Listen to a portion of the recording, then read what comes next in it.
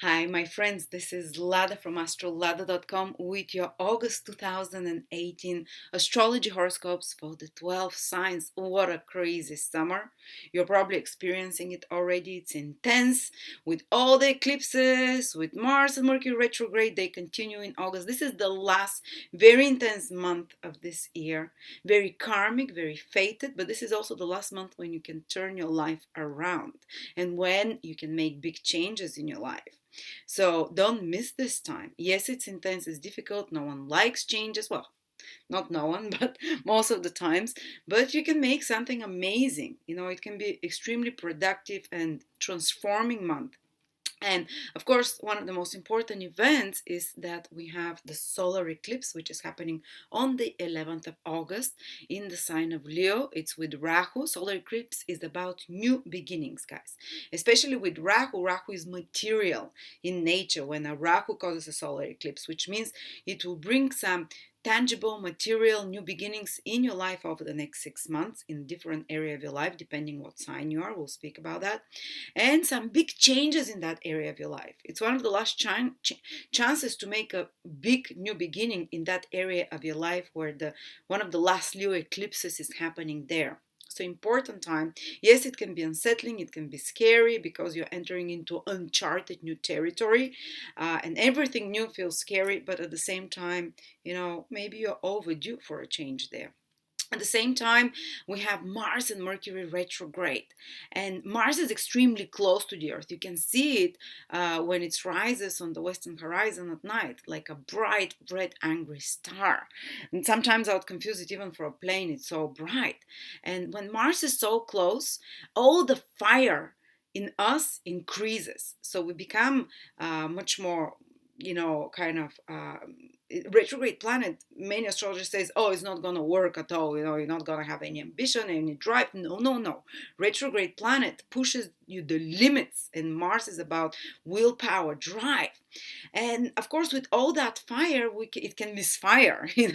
We can create conflict, we can be more prone to accidents, to burns, to cuts, more prone to fighting with people that have longer consequences. But this fire is given to us to make something out of it, and in particular to make some feat of courage, because Mars rules courage, something that you not have the energy or the will to do at other times, because Mars is so much stronger. Some feat of courage, some feat of assertiveness, some feat of strength that you can achieve, some feat of physical or other kind of energetic strength, some feat of so something that you can use this willpower, feat of willpower. And but again, as I said, too much fire can overpower rationality, and we can do some too passionate actions that we later regret for. But I would advise you use this fire to fix some problem in your life, to use this willpower and this assertiveness to tackle issues that you haven't had the courage or strength to do before. This is what retrograde planets are about. And try not to succumb to the temptation to fight, to retaliate, to bicker, to be overly dramatic, and be careful for little accidents as well. But the ultimate goal of Mars retrograde is much more positive. And we'll speak about each sign where it is happening. And it's actually going in Capricorn. And it's turning direct only in the last 2 days of month of August. So it's mostly retrograde the whole August. And then you have Mercury retrograde till the 19th of August. And Mercury is about communication, about talking, about information. So you might have to be working on something using 3 times more of your skills, which what Mercury rules, 3 times more of your communicative abilities, of your ability to, to explain things, of your ability to use your hands or your mind or your skills in some way.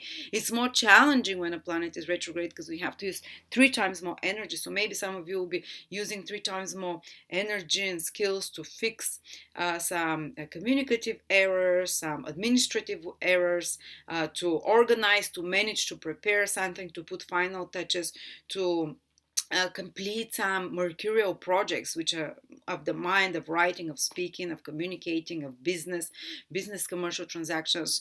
So you're fixing something there while Mercury is retrograde till the 19th. And of course, we have, though, a lot of support as well, because we have Jupiter, amidst all those difficult influences, the solar eclipse, Mercury and Mars retrograde, you have two very beneficial influences. So the universe is kind to us. It doesn't just burden us with one after another difficult influences. It gives us a helping hand. And one of them is the Jupiter trine Neptune. The whole month it is active. The whole month they're within a degree from each other, from the orb, and they're happening in water signs. Extremely healing influence. I've given some keywords. Easy flow, we'll speak about each sign where you're going to experience this easy flow, this healing, help from somewhere, divine help. It might be almost like divine intervention, something happening by magic, spirituality, healing, kindness, tolerance. You can experience all those things. It's very emotionally soothing. It kind of gives you sense of happiness within in certain areas of your life, and things happening like by magic. And then there is another trine, very rare one, between Uranus and Saturn, which is active the whole August, again in earth signs this time. And earth signs are material manifestation. So in certain other areas of your life, you'd have groundingness, you'd have productive results, material results. You're going to have easy material results because it's an easy aspect. And you're going to build up something new on top of something old, strengthen old foundations by incorporating something new, and that is not going to destroy old foundations in your life. It's just going to build up upon them. So we do have some helps, and now let's see how it is going to affect each of the 12 signs. If you're Capricorn rising first, Capricorn moon second, or Capricorn sun third, let's see how August is gonna rock you. Well, the eclipse is happening in your 8th house, guys, and it's the last opportunity for the next 6 months while the eclipse is active from this August till February to make some radical change. Well, it's not opportunity for you, it's kind of out of your scope of free choice, because eclipses are kind of fated, but you can make the best out of it. And the next one that will be again eclipse with the north node will be in 18 years from now. So it's the last stretch of time that some radical change can happen over the next 6 months in regards to this 8th house for you. And 8th house is about mutual resources. So maybe something fated can happen that you can find now. And Rahu brings new beginnings, and the solar eclipse brings new beginnings, but Rahu is very ambitious and brings new material and sudden rise. So there can be some sudden rise in your life over the next 6 months through other people's resources or through help coming to you from another source. It might be through some loan of a bank, or it might be through your partner getting a promotion financially, for example, or it might be, I don't know, finding someone who pays your bills, or getting some kind of, some support from somewhere, and, sudden elevation, sudden rise on your beginning. But because there is a shift in that, if it hasn't started happening already, because there are already a few eclipses in your 8th house over the last year and a half, but that's the last of its case. So maybe you catch this last train now. And they can be also sudden disruptions, though, because eclipses can always bring disruptions in regards to your mutual resources with partners, and which will lead to you gaining something more, though, or maybe gaining another resource from another partnership or something like that. So even if it's a bit stressful, eventually it should bring to further help and support from outside sources. And other people's resources, as we said. And it can also indicate that there will be a new influx of clients' money, for example, over the next 6 months. And if you have a business partnership with someone, you might make some new business ideas together, and that mutually benefits both of the sides somehow. And 8th house is the resources of your partner as well. 8th house is inheritances, alimonies, insurances, wills, so taxes. So something can happen, and that is kind of might be disruptive in some way, as an eclipse it is, but over the next 6 months that you can gain something through such means, through tax returns or insurances or wills, and inheritances of some sort. All right. And also the eighth house is your sexuality. So they can be, you can start exploring more progressive type of sexuality, maybe a bit more extreme type or more foreign type. You can awaken to more over the next 6 months if it hasn't started happening already with the previous eclipses.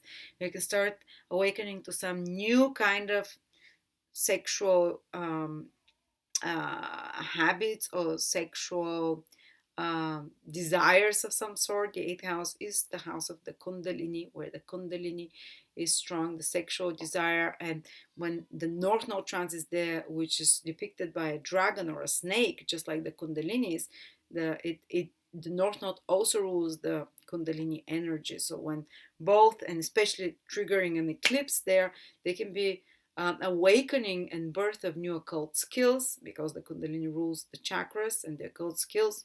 It can rise up, but it can also be an awakening to new sexual potency of some sort as well, in interest. And on another level, it can be a bit more disruptive, because eighth house is a house of sudden transformations and changes, like death, like pregnancies, like death and rebirth as well, like something changing very quickly, accidents and stuff that suddenly changes your life around, just like when you find you're pregnant, or when you find someone dies, or when divorce comes, everything changes around. And even if such more disruptive thing is happening in your life right now, which trigger of the eighth house can indicate, uh, it also means that it will bring you something, even some kind of more tragic or sudden crazy situation that is disruptive, which what the eighth house rules is, which is personality transforming. It You'd gain something through it, you know, within the next 6 months somehow, and in the long run. All right. Then you also have Mercury retrograde there till the 19th, which means that you might be a good time till the 19th also to revise the mistakes and mutual resources that you've made with another partner. And if something's not working, to fix it. Maybe you might need to have some clarifying conversations that might go a bit tense about money with your business partner, with your marriage partner, or maybe to fix some payments that you have with other people and stuff, or that you have to have like some extra efforts in regards to sorting out some, using a lot of your skills and time and mental energy and power to sort out some payments owed to other people, payments owed to you, or something to do with taxes, or something to do with alimonies and insurances. So Mercury till the 19th can a bit complicate the things, but after that, after the first, things start going a bit more, easier. Um, so yeah, maybe some rebudgeting together with partners. Be careful when you do expenses. Don't spend lots of money, because don't take big risks now as well. You can find those new big opportunities, because the North Node eclipse will bring them to you, that can suddenly raise you through other people's resources, or by combining forces with others. But still, wait till the energies settle a little bit, especially wait for Mercury to turn retrograde in your 8th house after the 19th and a week after the eclipse. So then it becomes better to implement those things. On another level, you have a great, beautiful supporting aspect between Saturn and, sorry, I've written here something wrong. Saturn in your 1st house and Uranus in your 5th house, and it's active the whole month.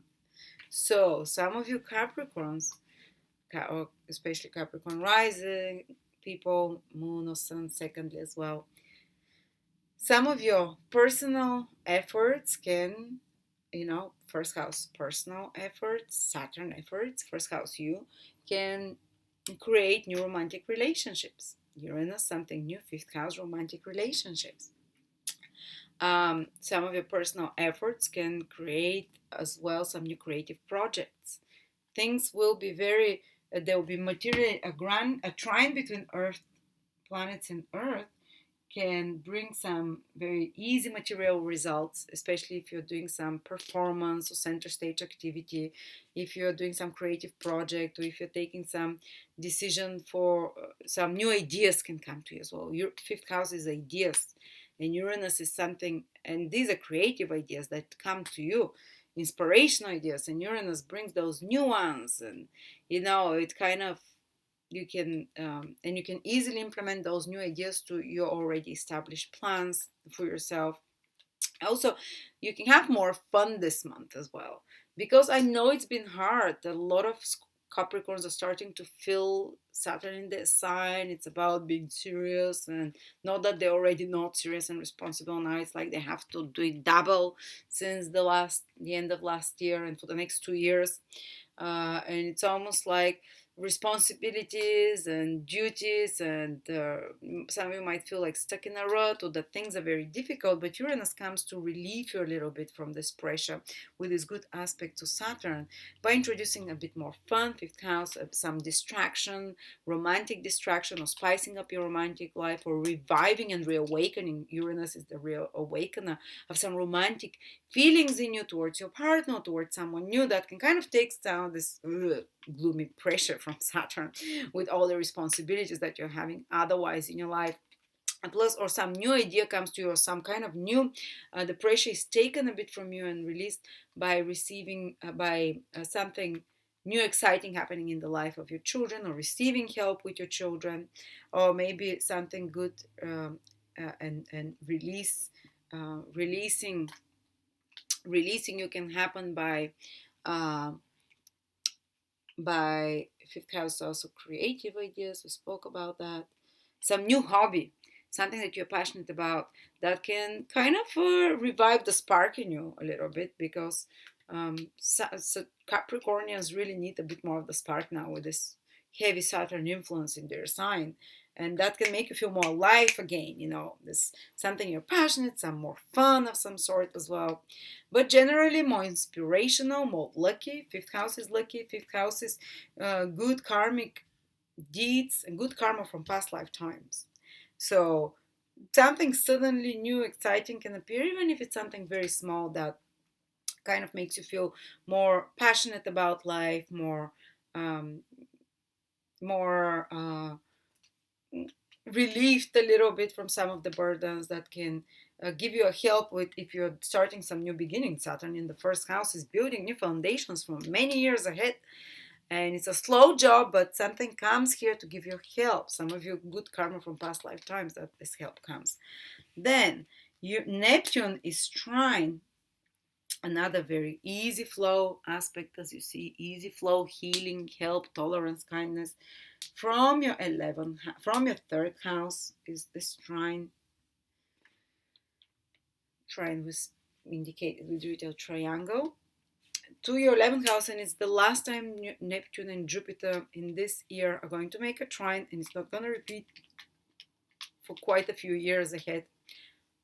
I think maybe even up till when Jupiter goes in Pisces, 4 years from now is the when it might repeat actually again 3 times, but it's the last time. So something comes. It's very spiritual influence. And it's very bonding and connecting on the emotional level, and you do this through conversations and through other people, because the 3rd and the 11th house are very social houses. 3rd house rules your friends, 11th house as well. 3rd house rules your siblings, relatives, teammates, workmates. 11th house is your whole social environment, of people that you belong to, clubs together, groups together, people that say you're part of a Facebook group. It's 11th house, so like-minded people, so very communicative houses. So there is kind of maybe healing of relationships like that, or just if you need relief, because both Neptune and Jupiter is about relief. They're very smooth, gentle energies about in going with the flow and things happening lovely. So this can happen to you just in social environments. Go out with friends. You can receive some help from your siblings or neighbors, or resolve some problem, or forgive some friend, or forgive some difficult situation and let it. And if there's been even some difficult situation or enmity for many years between you and people, in your environment, this can be healed or resolved. You can just have good time with those people, or gentle time. um, some healing conversations can happen on an emotional level. some intuitive connection with other people can happen. You can receive some opportunities through friends or some. And third and 11th house are very business houses as well, since they rule networks, communications. uh, the 11th house rules your audience, large audience of fans and followers. The third house rules business administration, administrative tasks and skills, sales, commercial activities, marketing and advertising. So those two things flow very well together, almost by magic. Maybe you can make some, marketing campaign that kind of just, magically gets bigger following or gets more sales and clients, or you can make some connections between clients and workmates, or between business connections somehow. So being around other people can be very healing for you, can be a source of sudden um, opportunity, not sudden but gentle and lovely opportunities. So you can be completing, because it's the last of three sets that it's ending this aspect, some completing some commercial business preparation, some kind of a socio-economic goal. And 11th house, the house of gains, so some kind of communications or contract or information that you receive now, or some kind of website that you do can turn out to be gainful and be well received by the public, or some product you're doing can turn out to be gainful and well received by the public. So yeah, that's how those different things can play out. So and also if you go on some short trip or a business trip, third house, uh, it can create some opportunities for gains or for contacts, for business contacts or friendships of some sort. So good for all those things. So thank you so much, Capricorn. Hope that's kind of clear. Let me know how the month is going. Comment below. I'm interested. I try to check all comments, but I have like 5 minutes a day to do that. So I try to answer as many as possible. And I'll see you in September.